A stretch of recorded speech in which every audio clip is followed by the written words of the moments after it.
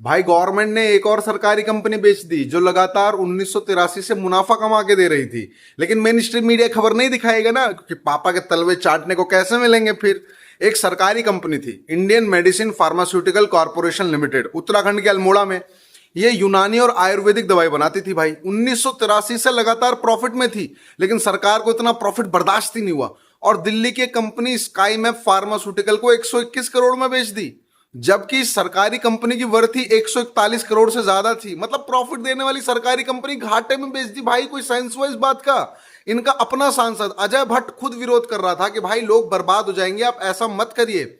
ये कंपनी 1200 तरह की दवाई बनाती थी जो सरकारी अस्पतालों से लेकर कई सेंटर पर सस्ती दवाइयां देने का काम करती थी। इस कंपनी में 500 से ज्यादा लोग काम कर रहे थे, जिसमें से 81% वहीं पहाड़ के बाशिंदे थे जिनके हाथ से अब जॉब चली जाएगी। उत्तराखंड ऑलरेडी पलायन की मार झेल रहा है, सरकार खुद तो नौकरी दे नहीं पा रही, और जो बेचारा खुद से ढूंढकर जैसे तैसे नौकरी कर भी रहा है उसकी नौकरी भी छीन ले रही है। और मजे की बात, जिस कंपनी को ये सरकारी कंपनी बेची है उसको आयुर्वेद और यूनानी दवा का कोई एक्सपीरियंस ही नहीं है। मतलब साइकिल के मैकेनिक को कार बेच दी। अब आम आदमी को सस्ती दवाई भी नहीं मिलेगी।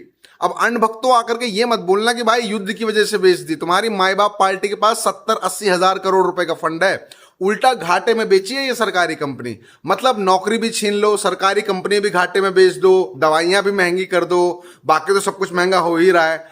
भाई अगर इसे अमृत काल कहेंगे ना तो मुझे प्लीज जहर काल दे दो यार। मुझसे ये अमृत काल बर्दाश्त नहीं हो रहा गाइज।